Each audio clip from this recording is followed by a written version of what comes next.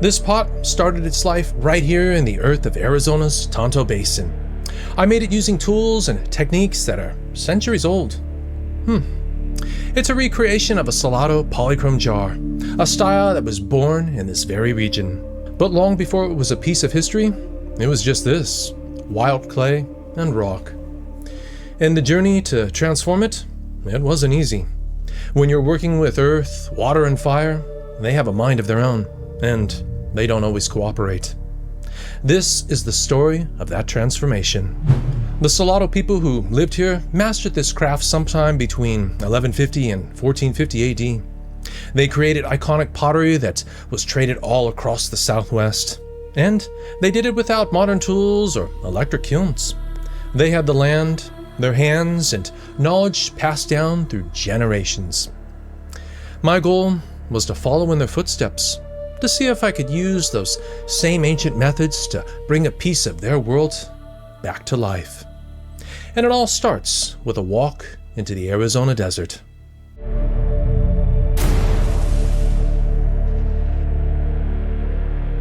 The Tonto Basin is a rugged, beautiful landscape packed with history. For the Salado, this place was home, and it gave them everything they needed, including the raw materials for their famous pottery. The clay I'm using for this jar comes from that very region. The secret to finding good clay is often to look after a rain, when the ground gets slick and sticky, telling you where it's hiding. I always love that squishy feeling underneath my feet. This particular clay, though, comes with a challenge. Tonto Basin clay is notorious for its high shrinkage rate, which is a potter's way of saying it loves to crack as it dries. So, how do you fight that? You need a secret weapon: temper. Temper is a non-plastic material added to clay to give it strength and keep it from cracking during drying and firing. The Salado often use sand or crushed rock. Down in the washes of creeks, you can find the perfect material: fine sand, weathered and sorted by countless seasons of flowing water. I just love that stuff. The sand I'm mixing today is from the Tonto Creek, and adding it to the clay provides the internal structure it so desperately needs. The process of gathering these materials creates a connection to the land. Just beautiful. You're not just taking it, you're learning its secrets, finding the right dirt and the right rock. You start to see the world through the eyes of a potter from another time, where the landscape was the ultimate hardware store. With my clay and sand, both sourced from the heart of Salado country, the first part of the quest is now complete. Now it's time to head to the workshop where the real work begins.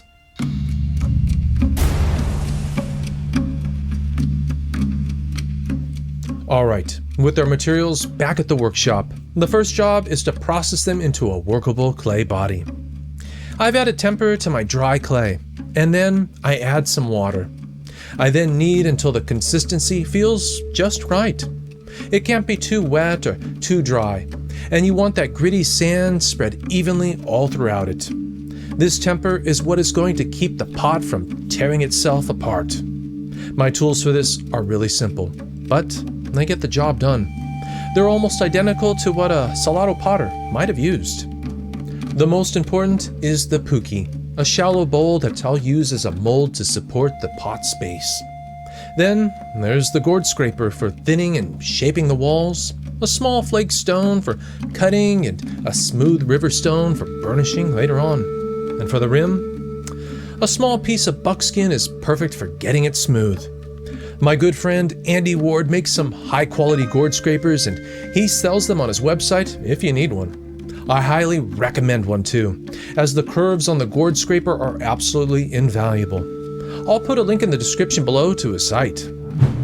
I start by pressing a flat pancake of clay into the bottom of the puki. That's going to be our foundation. From there, I build the walls up using the coil-and-scrape method. I roll out thick coils of clay and attach them one by one, using what's called a bonding pinch to press the new coil firmly into the wall below it. You want to create a seamless join. Once a coil is on, I grab the old gourd scraper and I scrape the inside and outside, thinning the clay and blending the coils together until they just disappear. This is how you get the walls to a uniform thickness and start to really shape that beautiful vessel. It's a slow, repetitive rhythm. Coil, bond, pinch, scrape. Over and over. You have to learn to feel the thickness of the wall with your fingertips. As the walls get higher, I start to curve them inward to form the jar's shoulder and neck. After the last coil, the pot is still incredibly fragile. I let it sit for a few hours until the clay gets leathery hard. Now I can take my flake stone and carefully trim the rim to make it level, but I'm not aiming for perfection here.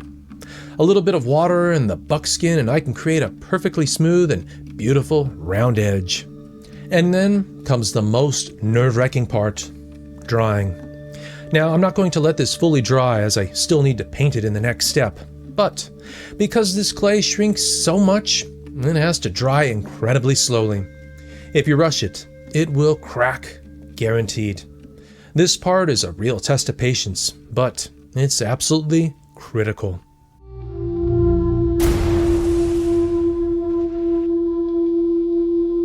With the jar leathery dry, it's a blank canvas just waiting to be painted. It's time to bring on those iconic colors of Salado Polychrome. The process starts with a white slip, and this isn't just any white clay. It's a special smectite clay. It has this unique ability to bond with the carbon from organic paint during the firing, which is the key to the whole process. I paint on a thin, even coat over the whole exterior, which becomes the bright white background for the designs. Next up, the red. The vibrant red on Salado Pottery comes from hematite, a natural iron oxide. I found this hematite right here in the Tonto Basin, the same source the original potters might have used. I grind it into a fine powder, mix it with water, and paint it onto the areas of the pot where I want it to be red. Once that paint is nearly dry, I take my smooth polishing stone and lightly burnish the surface. The idea isn't to get a high gloss. The fire would simply just dull that away anyway, so I don't want to go for that. But it's to smooth the pigment and press it right into the clay. The final and honestly most magical element is the black paint.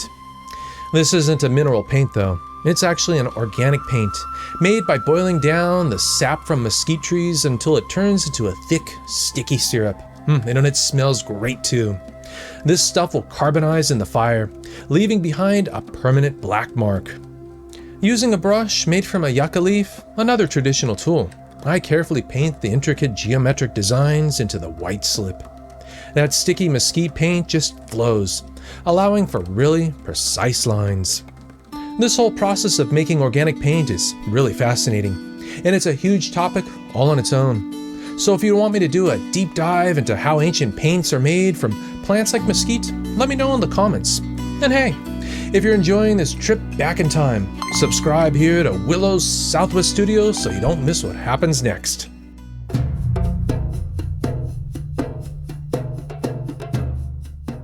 There's no electric kiln here. We're doing this the old-fashioned way, in an open, outdoor fire, a method that is both incredibly simple and packed with risk. The goal is to create a very hot but very fast fire. If it burns too long, the intense heat will completely vaporize the carbon in that delicate mesquite paint, leaving just a faint gray ghost of my designs. First, the pot needs to warm up gradually next to a small pre-fire. If I could put a cold pot into a raging fire, it would shatter from thermal shock. Once it's warm, I place it upside down on a few pieces of clay bricks that act as kiln furniture, lifting it off the ground so heat can circulate underneath. Then I carefully build a teepee of dry wood. My aunt was super kind to give me this wood. She has a home near the Tonto Creek, so I felt this would be the perfect wood to experiment with. I stack it all around the pot. Now, mesquite is generally the recommended fuel for Salado firings. It burns incredibly hot and fast, which is exactly what we need. But I'm crossing my fingers with this wood. With everything in place, there's nothing left to do but wait for it to light up. The flames roar to life.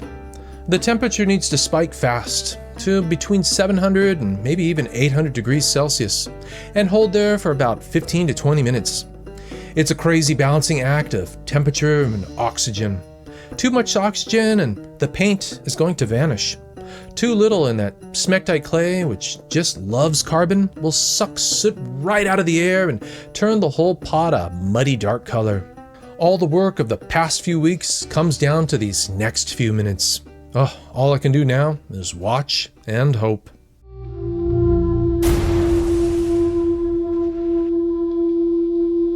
As the fire dies down to embers and ash, the anticipation is just killing me. I let the pot cool down for a while before I can carefully reach into the warm ashes to pull it out. I wipe off the ash and clean off the pot to reveal its amazing, beautiful colors. And there it is. This fire was a success.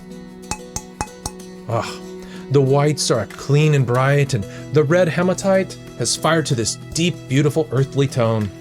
Just beautiful. And most importantly, the carbon-based paint has transformed into a crisp, permanent deep black.